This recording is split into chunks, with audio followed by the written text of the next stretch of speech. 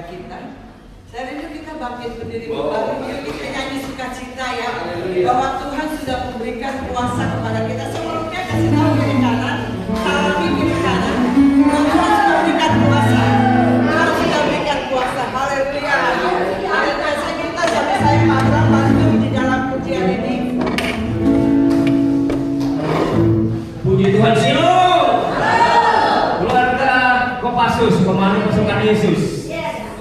Sudah percaya hari ini penuh dengan kemuliaan Tuhan. Tempat ini akan dilawat Tuhan, dipenuhi dengan kasih Allah. Akan ada terjadi perubahan, terobosan ini. Dengarkan lagu saudara, dengarkan lagu. Ada kuasa supranatural. Amin. Tuhan curahkan dari surga. Buat kita semua malam hari ini. Saya katakan amin. Ada kemuliaan Tuhan karena surga turun di tempat ini. Memenuhi kita semua malam hari ini. Mulai malam hari ini, besok sampai selama-lamanya. Yang setuju katakan haleluya. Dan percaya sudah kuasa oleh Tuhan Yesus. Berikan salam kepada kanan kirimu, pada orang katakan saya sudah diberikan kuasa oleh Tuhan Yesus.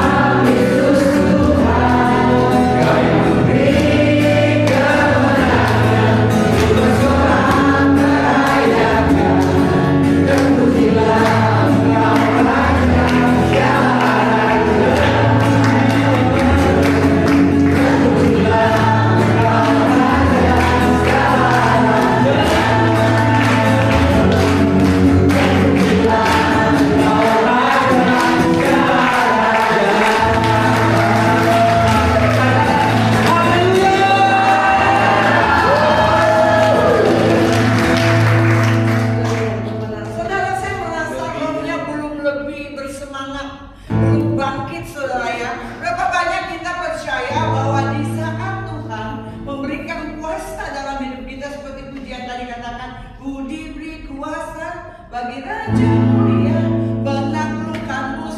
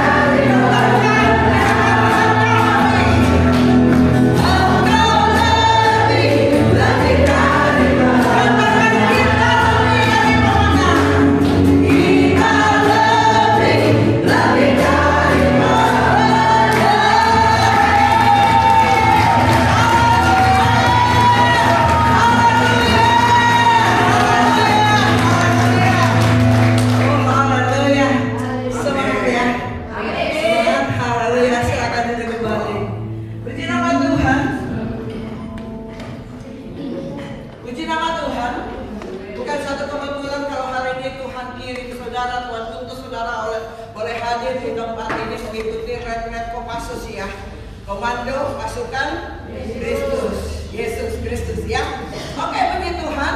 2 sesi kita sudah dengarkan di dalam 2 hari acara ini. Ya, sesi yang pertama dibawakan oleh Ibu Christine kemarin, ya, yang berbicara tentang apa? Identitas apa? Identitas yang diperbaharui. Betul?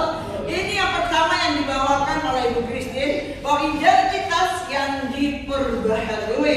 Yang kedua tadi Ibu Ivon dengan begitu semangat, luar biasa, antusias menyampaikan kebenaran firman Tuhan di sesi yang kedua, yaitu pola pikir atau mindset yang diperbaharui.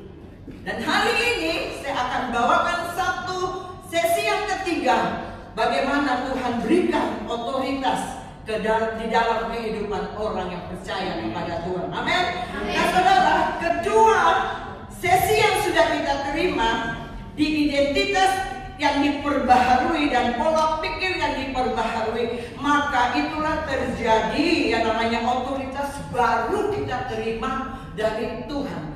Tidak akan mungkin saudara menerima otoritas daripada Tuhan kalau kedua sesi yang kemarin itu belum diperbaharui dalam kehidupan saudara dan saya. Katakan amin. Yang pertama kita lihat tema besar kita hari ini di dalam retret di 2 Korintus 5 ayat ke-17. Saya baru kembali ingatkan kepada saudara supaya saudara pulang, saudara tidak sia-sia. Ada sesuatu yang nancep dalam pikiran saudara, ada sesuatu yang saudara terima di dalam acara retret 3 hari di tempat ini. Karena saya mau katakan, waktu saudara keluarin duit, waktu saudara sudah habis selama 3 hari di tempat ini, kalau saudara tidak menerima sesuatu, kasihan dulu, ya kan? Artinya kasihan kita saudara, semua yang kita lakukan sia-sia. Kita pulang dengan hampa. Tapi kita perlu memperhatikan ya, tema besar di dalam 2 Korintus 5 ayat yang ke-17. Ya, oke, ada.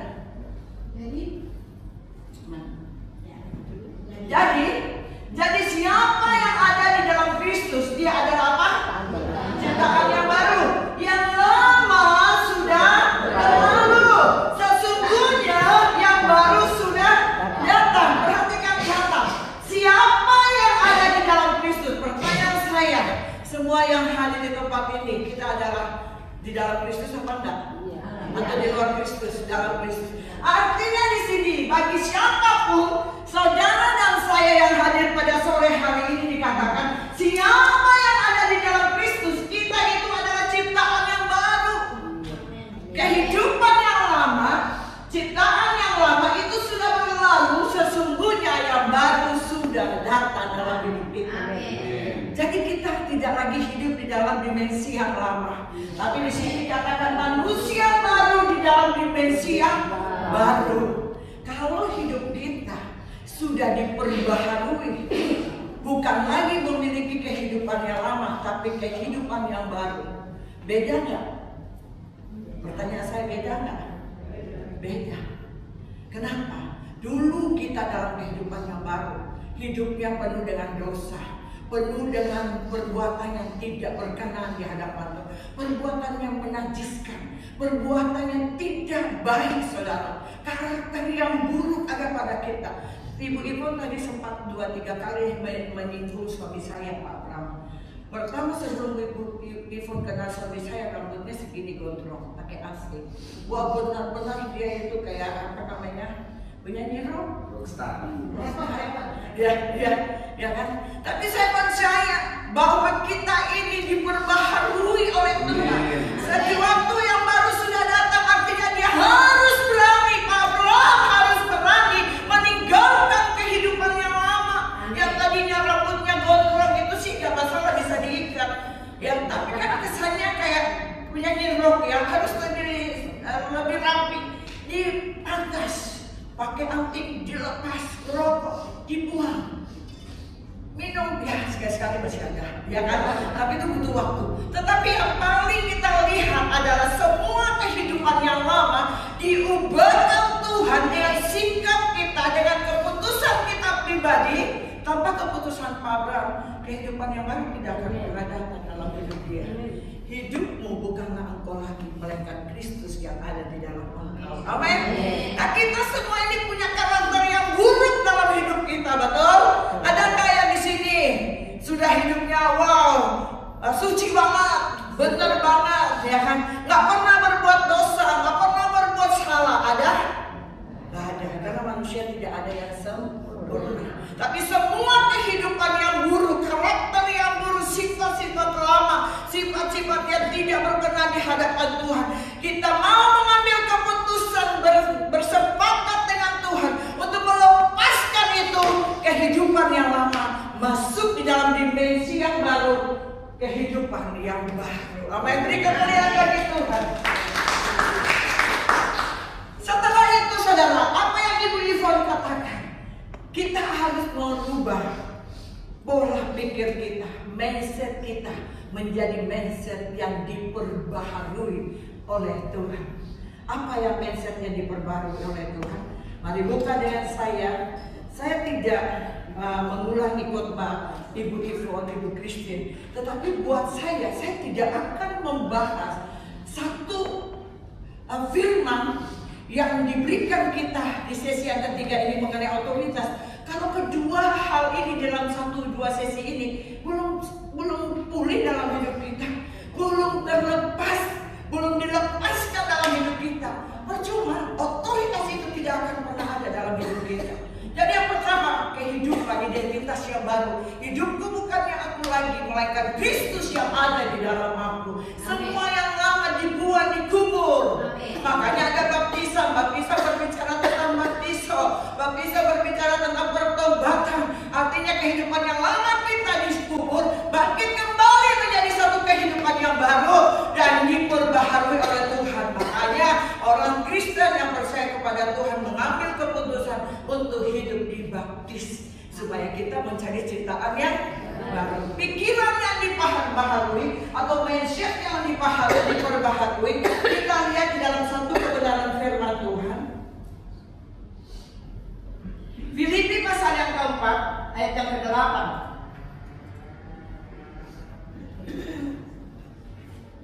Ya, perhatikan yang baik-baik.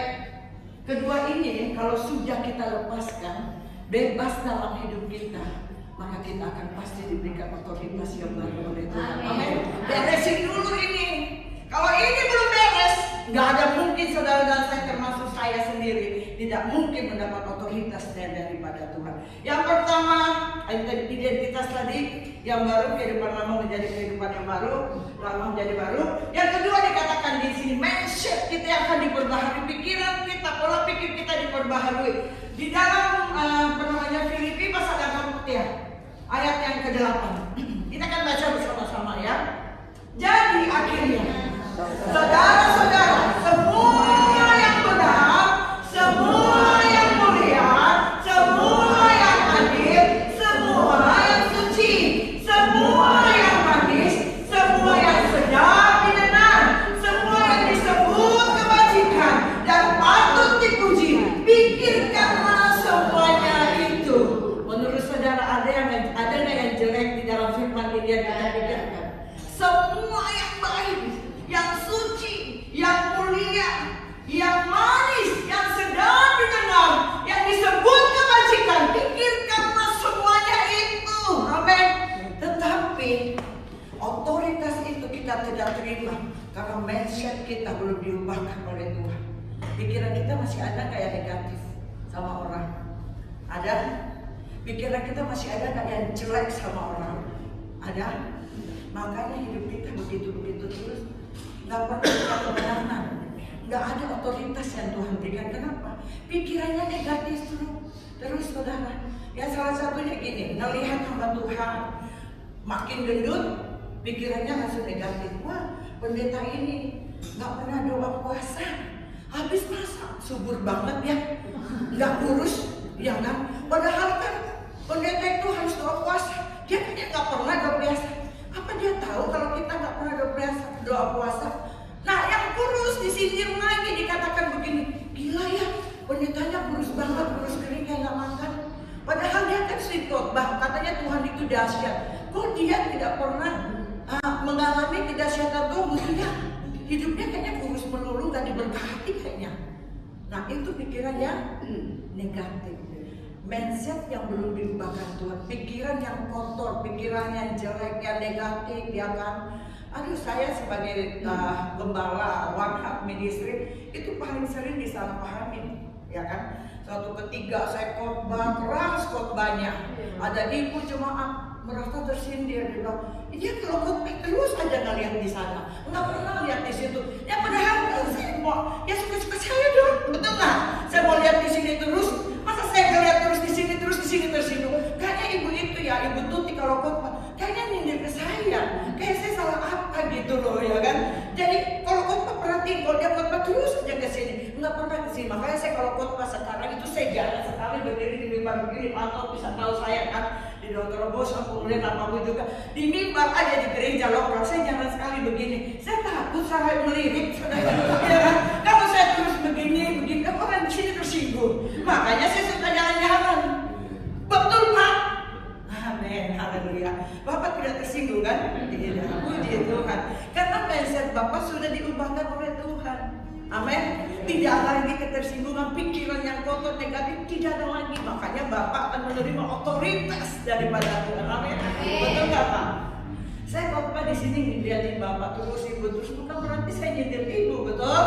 Tapi saya berbicara tentang kebenaran yang semua saudara dan saya harus terima pada malam hari ini. Kedua hal ini harus kita buang dalam hidup kita. Kiri kanan saudara kasih tahu, buang dalam hidupmu, buang dalam hidup kita, ya kan? Semua yang buruk buang dalam hidup kita. Yang harus kita pikirkan semua yang hadir, yang suci, yang manis, yang sedap didengar, semua yang baik didengar. Pikirkanlah semuanya itu. Sebab itu yang Tuhan kehendaki dalam hidup kita. Amin. Haleluya. Berikan dulu kemuliaan bagi Tuhan. Haleluya. Saya minum dulu ya. Sorry, saya salah kostum. Saya pikir ini, saya belum pernah ke Pasir Mukti. Saya pikir itu aja. Saya bawa baju persiapan, jaket, beginilah kira-kira. Karena saya pikir begitu, mau pakai baju yang tadi pagi, udah dibawa keliling tuh sama ibu yang punya kebun di sini, pergi lihat melon, makan melon segala macam. Jadi udah ada keringat banget itu baju, udah lepek sudah. Ya apa yang ada lah, ternyata mau. Haleluya, ini AC aja kurang ya. Tapi saya percaya. Tadi waktu pujian penyembahan, merasa panas banget. Ada nggak yang merasa itu? Panas banget. Itu kuasa Tuhan sudah bekerja. Karena saya melihat ya, ada begitu banyak api yang bertebaran di tempat ini. Benar, waktu Pak Anto nyanyikan pujian, haleluya begitu. Pak Anto yang nyanyikan pujian itu api itu bertebaran. Makanya saya nggak kuat. Pengerja maju ke depan, panitia maju ke depan. Tuhan suruh saya berbuat buat mereka. Karena api itu ada di atas mereka. Api Roh Kudus itu akan menyertai mereka, membimbing mereka, memberkati mereka, dan memberikan mereka kuasa untuk bersaksi di mana mereka berada. Haleluya, amin. Nah itu yang Tuhan tahu dalam hati saya hari ini. Nah kita akan masuk di dalam pembaharuan. Tadi dikatakan pembaharuan pikiran, pola pikir. Yang pertama adalah identitas yang baru. Yang kedua pola pikir yang diperbaharui, ya kan? Yang ketiga, kalau kedua hal ini saya mau katakan tadi sudah kita buang dalam hidup kita, artinya yang pertama kita memiliki kehidupan yang baru, buang kehidupan yang lama, dan yang kedua buang pikiran yang negatif, mindset yang lama, tapi kita memberikan hidup kita, pikiran kita hanya kepada Tuhan, memikirkan perkara-perkara yang baik, yang manis, yang mulia, itu yang kita pikirkan. Nah sekarang kita akan melihat otoritas baru itu berjalan dalam kuasa kerajaan. Setiap kita itu diberikan kuasa. Amin. Percaya nggak sih? Kayak pramuka nggak percaya. Percaya nggak kalau setiap kita itu diberikan kuasa? Amin. Setiap kita diberikan kuasa. Tadi waktu pertanyaan ada beberapa ibu, ada satu ibu berkata begini, Bu, saya mengalami satu keterikatan dan saya perlu dilepaskan. Bagaimana cara saya untuk melepaskan diri saya dari keterikatan itu? Saya menjawab, kalau ibu mampu untuk melepaskan diri ibu dengan kuasa yang Tuhan berikan, otoritas yang Tuhan berikan, ibu berdoa untuk diri ibu. Amin. Atau bapak. Ya saya nggak tahu yang tulis itu bapak atau ibu ya. Tetapi kalau ibu belum mampu, belum kuat, atau belum mengerti tentang pelayanan pelepasan, dan ibu tidak bisa, belum mampu untuk memakai, belum mengerti memakai kuasa otoritas yang Tuhan berikan, ibu boleh atau bapak boleh dilayani oleh hamba Tuhan. Tetapi saya mau katakan, semua kita diberikan kuasa. Amin. Kuasa itu untuk kita bisa menginjak bulan dan kalajengking. Amin. Untuk mematahkan kuasa kegelapan, roh jahat, penguasa di udara, penghulu di udara, roh teritorial yang ada di sekeliling kita. Kita diberikan kuasa otoritas untuk menghancurkan segala kuasa apapun itu yang ada di muka bumi ini. Amin. Nah, saudara jangan pernah menjadi pengikut Kristus atau orang yang percaya pada Tuhan, tetapi memiliki sikap yang cemeng. Tahu cemeng apa? Penakut, gak berani. Kita ini diberikan otoritas. Kalau kita sudah diberikan otoritas, kita harus punya apa? Keberanian. Amin. Saya kemarin dengar ibu siapa ya kemarin itu? Ibu Esther. Betul Bu Esther? Sebelum terlibat langsung di dalam pelayanan Kopassus, dulunya Ibu Esther penakut nggak? Penakut, takutnya sama siapa Bu? Setan. Ada nggak? Ya orang takut sama kita, mau ke kamar mandi takut, pengen ditemenin suaminya, anaknya gitu. Padahal kalau kita mengerti, tapi setelah Ibu Esther masuk dalam pelayanan Kopassus, luar biasa dia jadi pasukan Kristus pasukan apa? Kopassus, komando pasukan Kristus. Dia udah berani nggak ke kamar mandi sendiri Bu?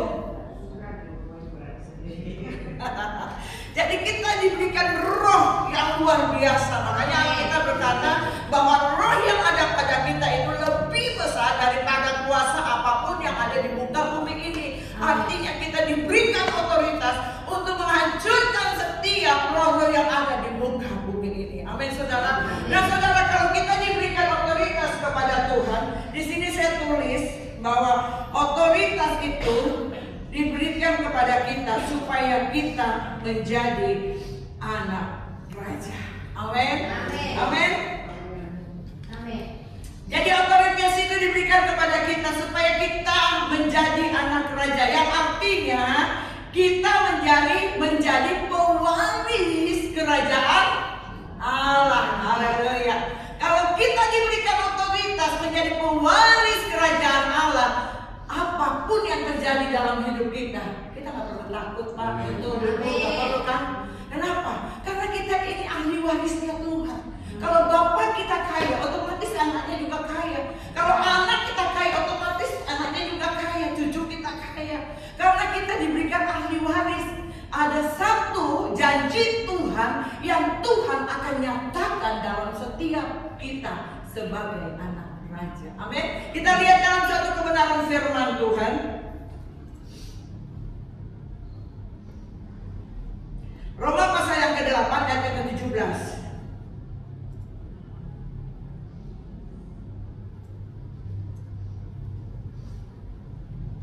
Roma pasal 8 ayat 17. Ya. 2-3 ya, kita baca firman ini. Dan jika kita adalah anak, maka kita juga adalah apa? Ahli waris. Maksudnya orang-orang yang berhak menerima janji-janji Allah yang akan menerimanya bersama dengan Kristus, yaitu kita juga menderita bersama Dia supaya kita dipermuliakan bersama dengan kita. Ayat yang ke-17 sebagian ada dikatakan, jika kita adalah anak siapa? Anak Tuhan Yesus. Anak siapa? Anak raja di atas segala raja. Amin. Kita itu adalah ahli waris Tuhan. Amin. Amin. Maksudnya orang-orang yang berhak menerima janji-janji Allah dan menerimanya bersama dengan Kristus. Wow. Kalau itu janji diberikan kepada kita sebagai ahli waris Allah, apapun yang terjadi dalam hidup ini, kita mau berkata Tuhan itu baik. Amin, amin, amin, amin. Tuhan, kita percaya bahwa setiap ahli waris Allah itu berhak menerima, mengklaim perjanjian yang Tuhan berikan kepada kita. seperti Abraham. Di Kejadian 15 berkata, waktu Yesus berjumpa dengan Abraham, Yesus berjanji kepada Abraham, kamu keluar dari tempat ini, keluar dan lihatlah begitu banyak bintang-bintang di langit. Dan kamu melihat begitulah nanti banyaknya keturunanmu. Dan kamu lihat begitu banyaknya pasir di laut. Begitulah nanti banyaknya keturunanmu. Pada saat Tuhan memberikan janji kepada Abraham sebagai ahli waris Allah, anak Allah yang diberikan janji kepada Tuhan, berikan janji kepada Abraham sebagai anak tunggal anaknya, dikatakan demikian. Waktu Abraham menerima pernyataan dari Tuhan, imannya tidak goyah. Amin. Dia katakan, apa yang Tuhan janjikan, apa yang Tuhan firmankan, itu pasti akan digenapi. Amin. Otoritas yang Tuhan berikan kepada kita sebagai anak raja, itu berhak untuk mengklaim apa yang menjadi janji Tuhan dalam hidup kita. Beri kemuliaan bagi Tuhan. Kita saya katakan, oleh kuasa bilur-bilur-Mu Tuhan Yesus, maka aku sembuh. Hari ini siapa yang sakit? Klaim perjanjian Allah. Tuhan berjanji oleh kuasa bilur-bilurnya, maka kau yang sakit akan menjadi sembuh. Amin. Dengan iman percaya engkau klaim, karena engkau punya otoritas. Sehingga engkau yang sakit tanpa diurapi oleh hamba Tuhan, engkau mengalami mujizat kesembuhan dari Tuhan. Amin. Kita berhak mengklaim apa yang menjadi janji Allah dalam hidup kita, karena kita ahli waris Tuhan. Amin. Yang kedua, siapa yang punya masalah ekonomi, bergumulan dalam ekonomi, kita berhak untuk mengklaim janji Tuhan di dalam firman Tuhan. Di dalam Yohanes 10 dikatakan, pencuri datang mencuri, membunuh, membinasakan, tetapi Yesus datang memberikan hidup di dalam segala kelimpahan. Amin, saudara. Waktu kita dalam menghadapi masalah dalam keuangan kita pegang firman Tuhan, kita klaim firman Tuhan, otoritas yang Tuhan berikan kepada kita untuk mendeklarasikan perkataan firman itu, maka terjadilah apa yang kita perkatakan. Terciptalah sesuatu yang tidak mungkin menjadi mungkin, yang mustahil. Tidak ada perkara yang mustahil. Alkitab berkata, Filipi kalau nggak salah, Allah bukan mencukupkan segala kebutuhanku menurut kekayaan dan kemuliaan. Amin. Itu kita deklarasikan. Kita percaya bahwa Tuhan sanggup melakukan segala perkara dalam kehidupan kita. Lalu saya mau bersaksi, saudara. Tahun 2019 masa pandemi, saya punya toko ada di ITC BSD. Saya orang Makassar ya, makanya saudara mungkin Makassar kok logatnya Ibu Tuti beda ya, nggak kayak orang Australia kayak Ibu Christine ya kan, yo yes no gitu saya bilang. Saya orang Makassar, mungkin logatnya juga masih tahu saya Sulawesi Selatan ya, sepupunya Haji Kala ya. Ya tetangga. Nah saudara, saya kontrak di ITC. Waktu zaman pandemi, saya sudah berpikir, saya pasti tutup. Kenapa? Sangat sepi dan saya nggak bisa bayar kontrakan, ya kan? Artinya saya terima PO, ya orderan melalui open PO, lalu terus bertahan. Tetapi kenapa saya bisa bertahan sampai hari ini? Hidup saya bukan semakin tidak diberkati, tapi semakin diberkati. Karena Tuhan memberikan otoritas untuk mengatakan dan mengklaim setiap janji-janji Tuhan dalam hidup kita.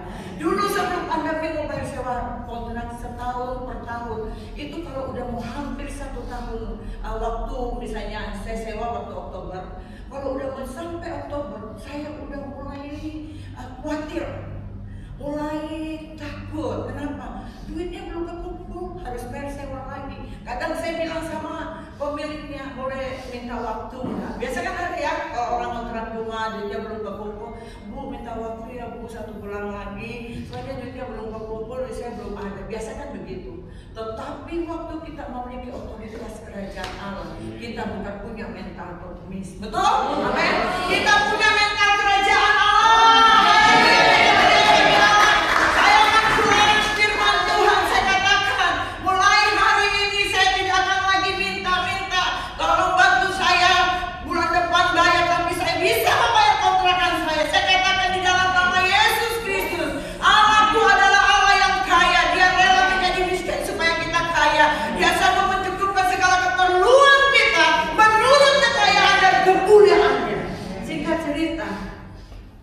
yang pemilik kios saya itu justru punya masalah keuangan. Oh, setiap kali dia WA ke saya, Cik, boleh pinjam duit gak 5 juta? Cik, pinjam duit dong sekian. Cik, kayaknya buat anak saya gini-gini. Karena di masa tertentu semua orang mengalami resesi ya di dalam keuangan ya. Dia pinjam. Akhirnya, loh ini makin hari makin banyak budaya kecil. Masih makin banyak. Pinjam lagi. Terus hitung-hitungan. Saya bilang, Bu, Ibu udah pinjam saya sekian puluh juta. Oh iya udah, itu potong kontrak. Pinjam lagi, Bu, saya mau usaha di Alfa, pokoknya intinya dia minta pinjam, tapi kayak nyicil gitu, sedikit. Saya nggak terasa Bu kecil. Bayarlah, pinjam kasih pinjam. Terus saya bilang itu lagi, kontrakannya saya sudah bayar berapa tahun. Terus dia begini, ya udah nanti aja katanya Bu, pokoknya tenang aja dicatat tuh bukti transfer ada. Saya mah bikin perjanjian lah. Saya begitu, iya kita bikin nanti ya kita bikin perjanjian. Singkat cerita terus menerus begitu sampai tahun 2022. Terus saya ketemu sama dia, namanya Ibu Heni, ya kan? Bang Bu Heni ketemu dia hitungan. Aku bilang ini pakai duit saya udah berapa? Saya sih ada catatan, Ibu ada catatan kan? Ya udah. Jadi kontrak saya sekian Bu. Ternyata Tuhan itu luar biasa. Waktu saya mengklaim namanya kebenaran firman Tuhan, bahwa kita ini bukan lagi orang miskin, kita ini bukan mental pengemis, tapi kita mental kerajaan Allah. Semuanya Tuhan cukupkan, lebih dari apa yang kami pikirkan, kami doakan Tuhan sediakan bagi kita. Amin. Akhirnya dia bilang, ya udah kita bikin perjanjian. Jadi mulai saat ini Ibu sudah bayar waktu itu sekian, terhitung semuanya sekian. Ibu sudah bayar sewanya di ITC BSD itu dari tahun 2022 sampai tahun 2038. Secara manusia sewa di mall itu berapa banyak loh yang harus saya kumpulkan? 3 tahun 38 tahun 2022 itu kurang lebih 16 tahun ya, betul ya saya sewa ya. Umur saya paling 60 sekarang hampir 70 tahun, 71 saya masih punya Tuhan, kalau Tuhan berikan saya masih ada di ITC. Semoga semuanya sehat. Kemuliaan bagi Tuhan. Nah, secara manusia ini mustahil enggak? Mustahil. Tetapi bagi Tuhan tidak ada perkara yang mustahil. Waktu Abraham menerima pernyataan janji kepada Tuhan bahwa keturunanmu akan menjadi bangsa seperti bintang di langit, seperti pasir di laut. Dia berkata, aku terima perjanjian Allah, aku klaim apa yang Tuhan katakan dan itu terjadi. Di Roma 4 ayat 18 berkata, sekalipun Abraham tidak punya dasar untuk berharap karena usianya kira-kira 100 tahun dan umur Sarah 90 tahun, rahim Sarah sudah tertutup. Tetapi terhadap janji Allah dia percaya bahwa apa yang difirmankan oleh Allah kepadaku itu pasti akan digenapi. Amin. Jangan pernah ragu akan janji. Tapi kamu lihat bagi Tuhan. Yes. Apa yang Tuhan janjikan itu pasti akan digenapi dalam hidup kita. Masalah saudara dan saya hadir di tempat ini mungkin beda dengan masalah saya. Tapi apapun masalah yang kau hadapi, ada yang sakit, ada masalah rumah tangga, keluarga, masalah ekonomi, masalah usaha pekerjaan, semua setiap kita ini mungkin punya masalah yang berbeda. Tapi kita punya Tuhan yang sama. Yesus Kristus, haleluya. Kalau dia bisa menolong Abraham, memberikan janjinya dalam hidup Abraham, Ishak dan Yakub, dia juga bisa menolong saya. Maka dia pasti juga akan menolong saudara yang hadir pada sore hari ini. Haleluya. Oke, lanjut. Pertanyaannya, ini Bu Kristi kasih saya tema buat saya menantang. Jujur ya, menantang nggak? Menantang banget. Kondisi sekarang ini nggak banyak orang yang punya keberanian untuk mengambil otoritas menjadi anak-anak Allah. Amin. Nggak punya banyak. Kenapa? Karena seringkali kita melihat situasi. Abraham kalau dia melihat situasi keadaan, imannya menjadi lemah. Umurnya sudah 100 tahun. Mana ada kakek-kakek punya keturunan? Nenek-nenek di mati haid sudah tidak ada keturunan. Nggak mungkin punya anak keturunan. Tapi kalau dia melihat situasi, kondisi dan masalah, dia imannya akan menjadi lemah. tapi dia melihat kuasa Tuhan yang besar dan luar biasa. Dan hari ini saudara, saya mau bangkitkan iman saudara, saya mau bangkitkan gairah saudara. Engkau bukan pecundang, tapi kita adalah pewaris kerajaan Allah. Dan kita otoritas dari Allah. Setiap firman yang sudah Tuhan janjikan dalam hidup kita. Amin. Yang kedua di sini kita akan melihat, kita akan belajar bersama-sama.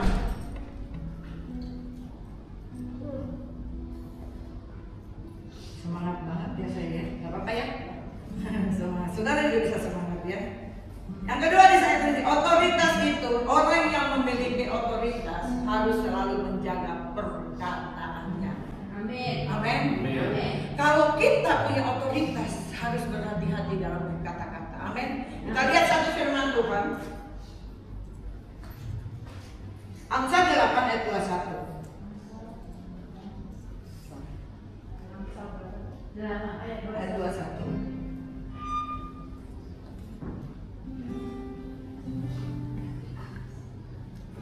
Amsal 8 ayat 21.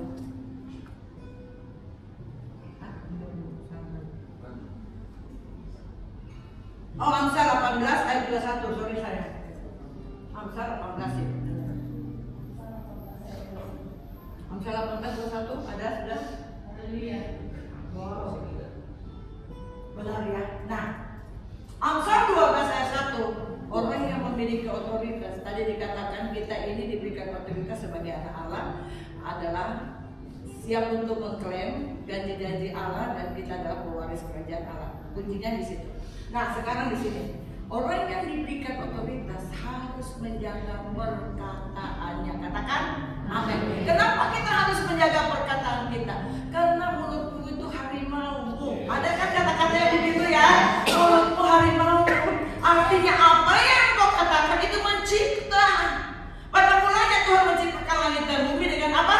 Perkataan. Jadilah langit, jadilah terang, jadilah bumi, binatang-binatang merayap. Itu karena perkataan. Jadi kalau kita percaya kita ini adalah anak-anak Allah yang diberikan otoritas oleh Tuhan, harus menjaga perkataan kita. Amsal pasal yang 18:21 kita sama-sama baca 2-3 ya. Hidup dan mati itu dikuasai oleh apa? Lidah. Siapa yang suka memakannya akan memakan buahnya.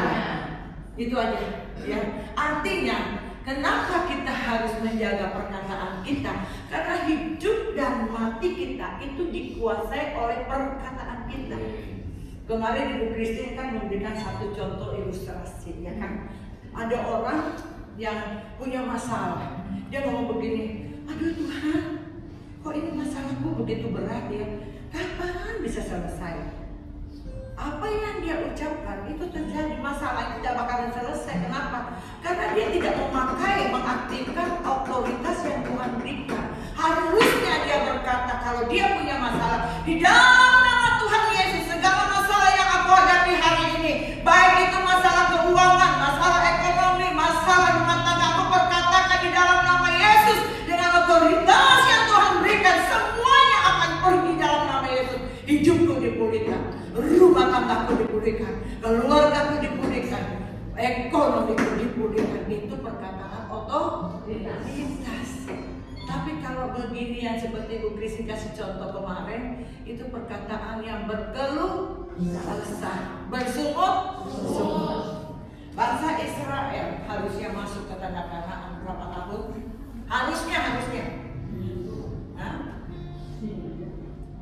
Berapa tahun? 40 hari atau 40 tahun? 40 tahun. Harusnya. Seharusnya. Berapa hari? Ya, 40 hari. Harusnya 40 hari. Tapi kenyataan hidup yang terjadi, bangsa Israel masuk perjanjian tanah Kanaan berapa tahun? 40 tahun. Berapa puluh tahun Tuhan buat dia keliling.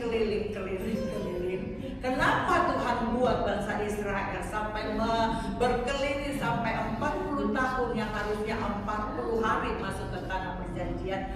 Karena mulutnya tidak punya otoritas. Betul? Karena mulut bangsa Israel selalu bersungut-sungut.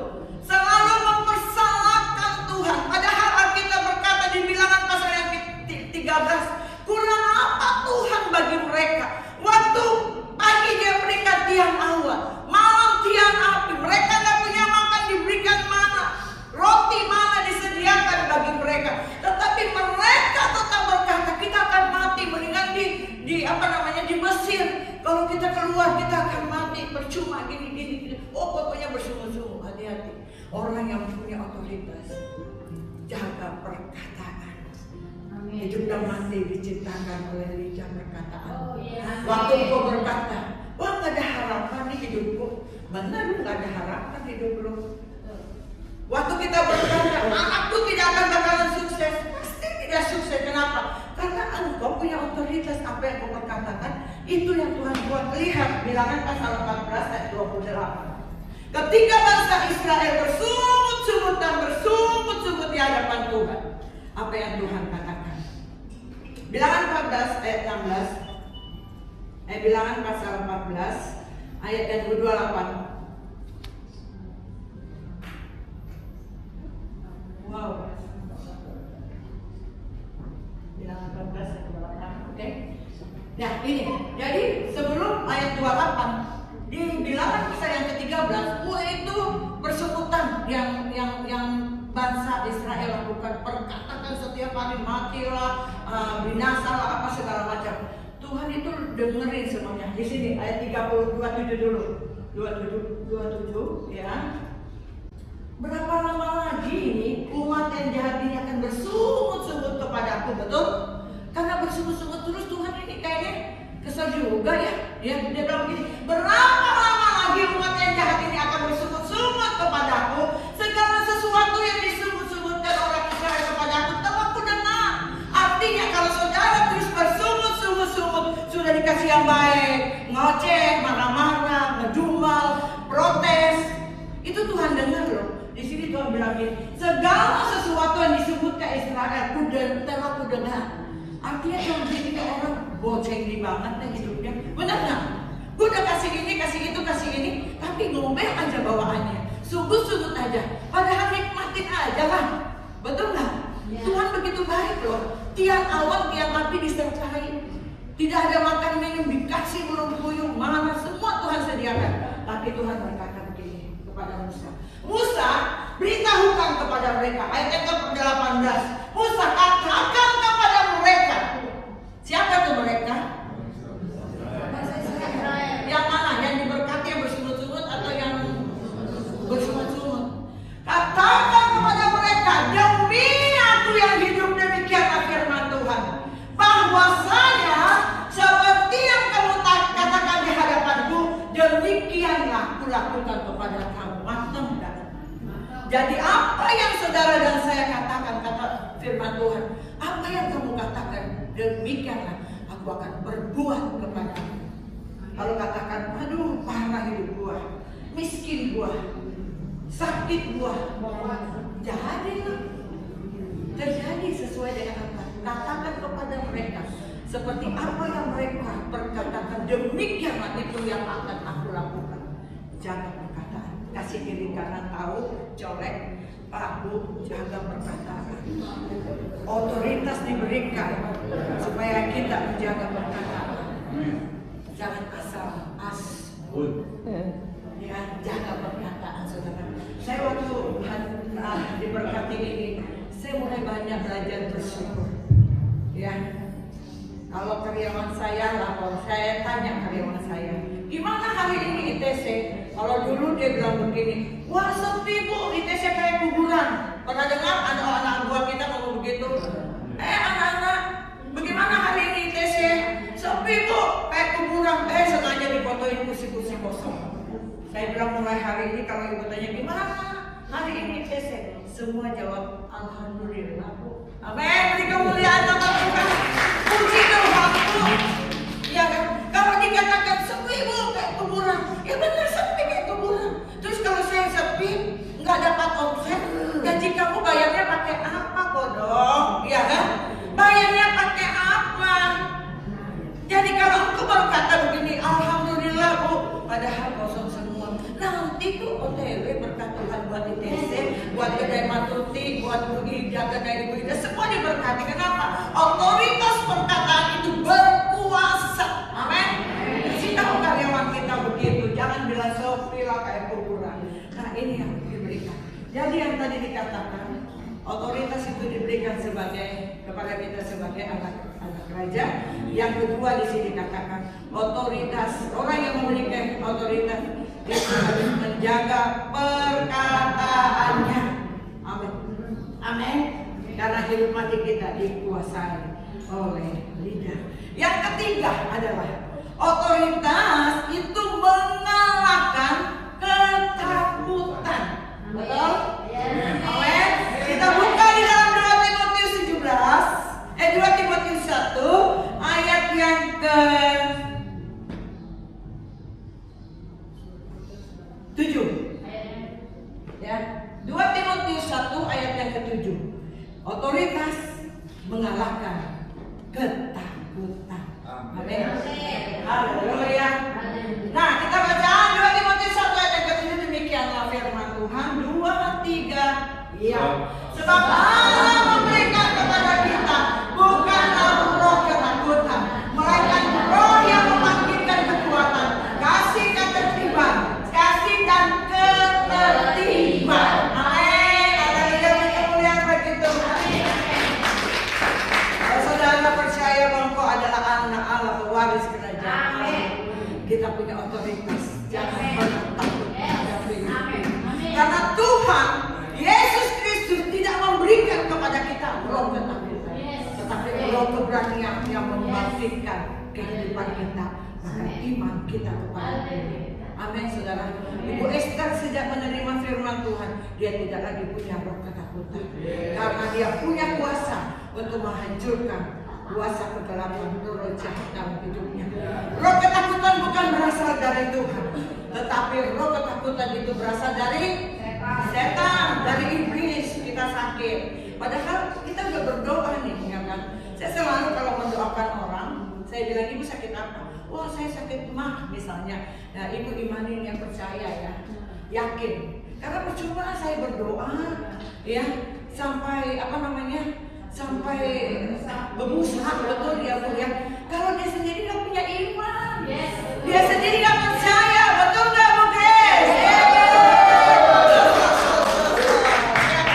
Jadi kalau kita mau mendoakan orang, tanya dulu sepakat ya Bu, ibu mau sembuh mau, ibu mau pulih mau, sepakat ya, imani ibu pasti pulih, imani ibu pasti sembuh. Maka doa yang sepakat dilakukan penuh kuasa.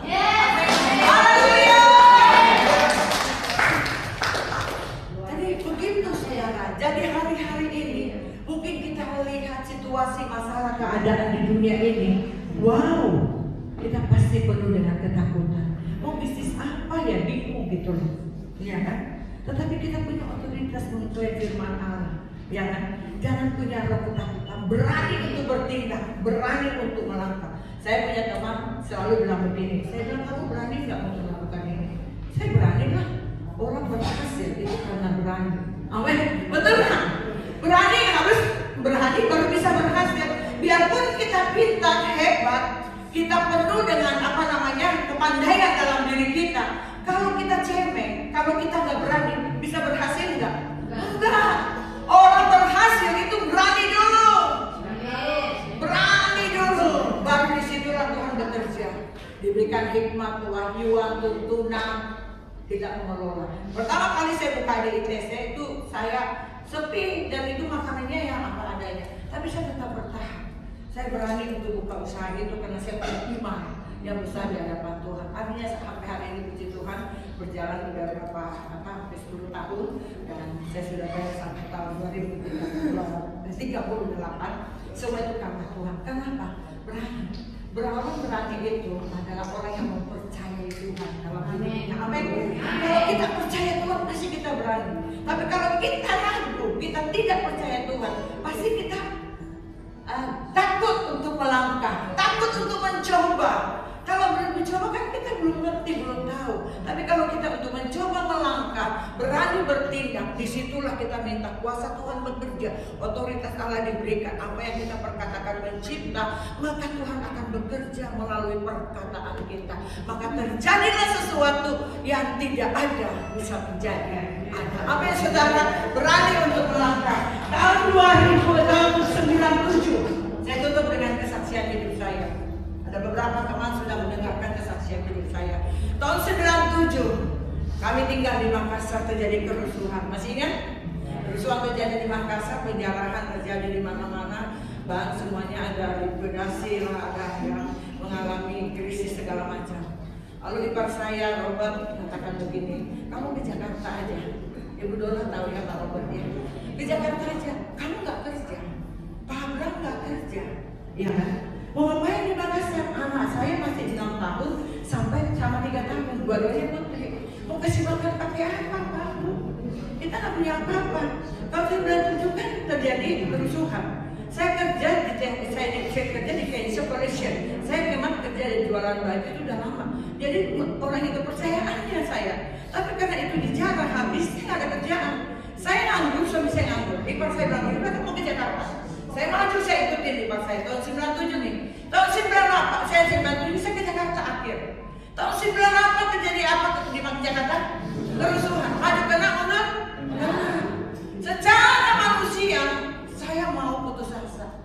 Saya mau kecewa, bisa kecewa sama Tuhan. Ini apa sih maksud Tuhan? Kerusuhan di 97, saya disuruh ke Jakarta. Tahun 98 di Jakarta terjadi kerusuhan. Tapi kita punya Tuhan yang dahsyat dan kita harus bangkitkan iman kita. Amin ya kan? Janji Tuhan katakan jangan takut. Akhirnya saya bilang Tuhan, aku percaya. Yeremia 29 ayat 1-11 berkata begini, aku tahu persis rancangan apa yang ada padamu, bukan rancangan kecelakaan, melainkan masa depan, rancangan yang memberikan masa depan yang penuh dengan pengharapan.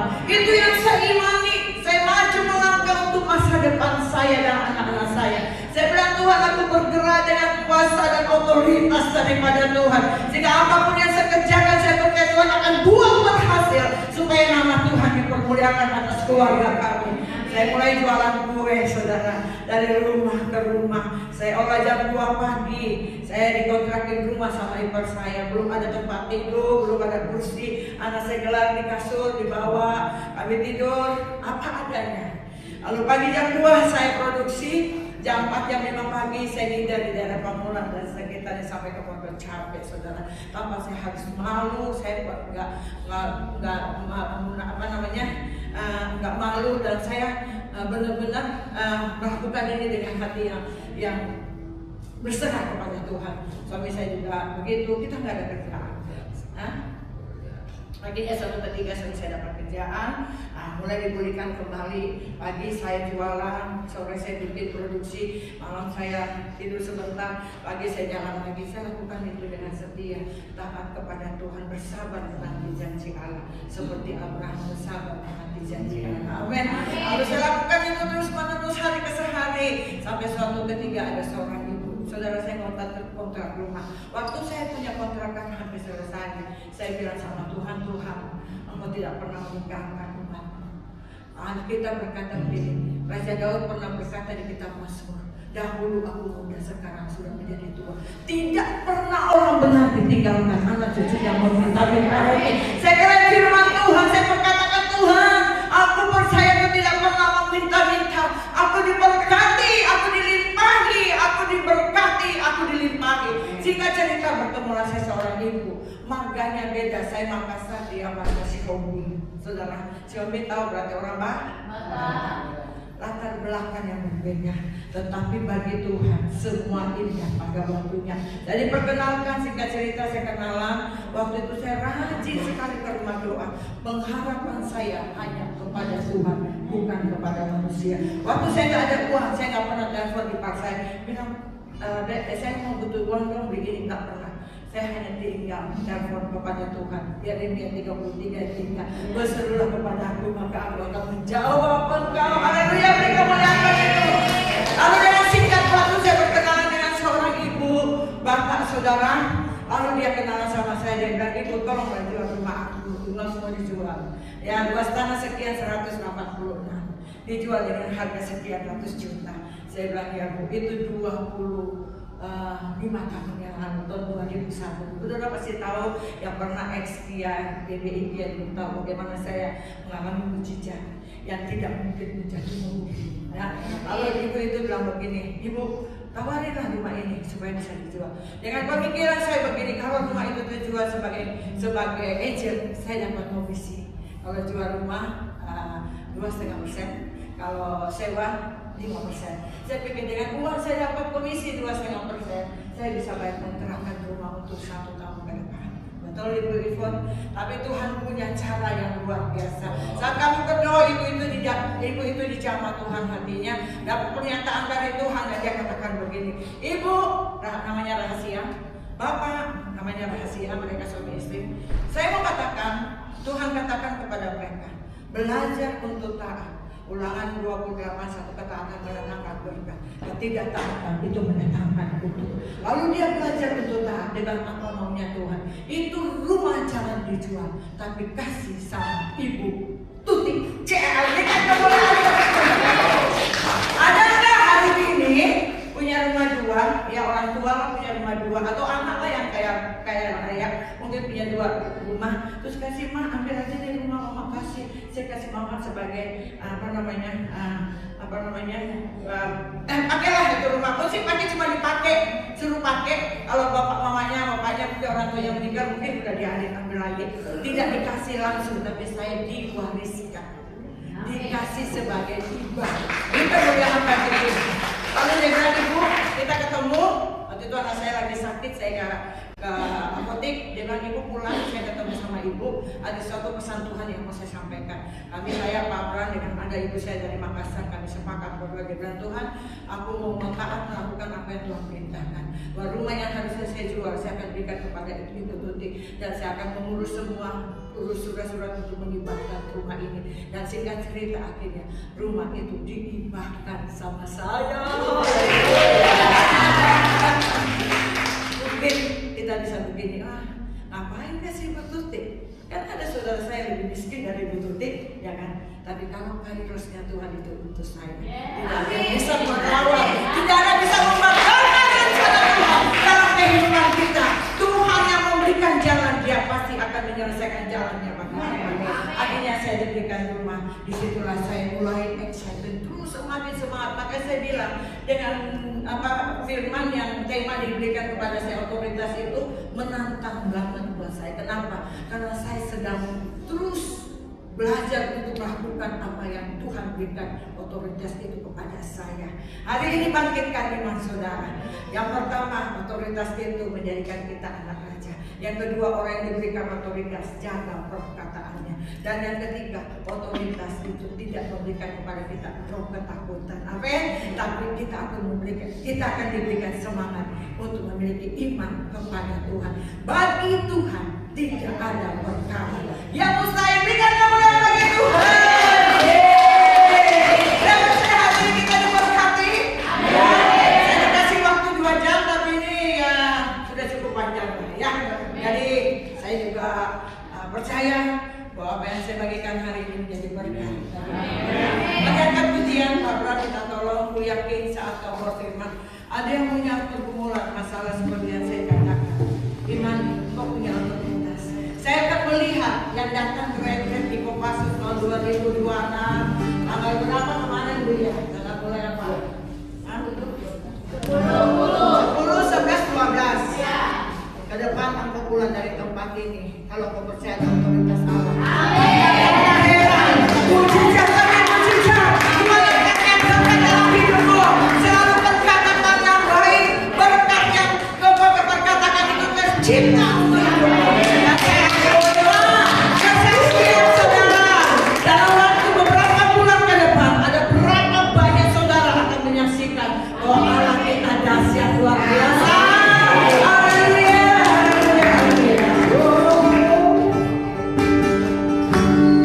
Yakin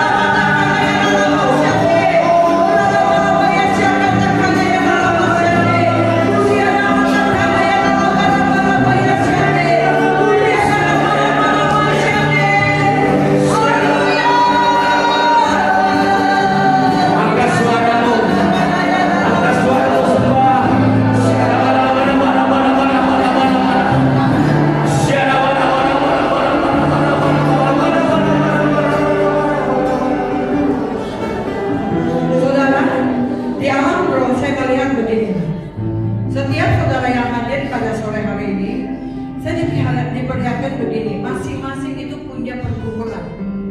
Saya melihat ada yang sudah bergumul dalam hal ini. Dalam penglihatan saya ada bakul yang kosong. Berarti ini berbicara tentang kehidupan. Di alam roh Tuhan katakan, engkau berkatakan dengan otoritas Tuhan bahwa apa yang engkau butuhkan saat ini Tuhan pasti akan berikan kepadamu. Saudara, engkau yang datang dengan berbagai pergumulan, masalah dalam hidupmu, gimana nih hari ini kau keluar dari tempat ini, ibadah ini, hidupmu sudah mengalami terobosan. Ada pemulihan, ada kesembuhan, mujizat terjadi dalam hidupmu.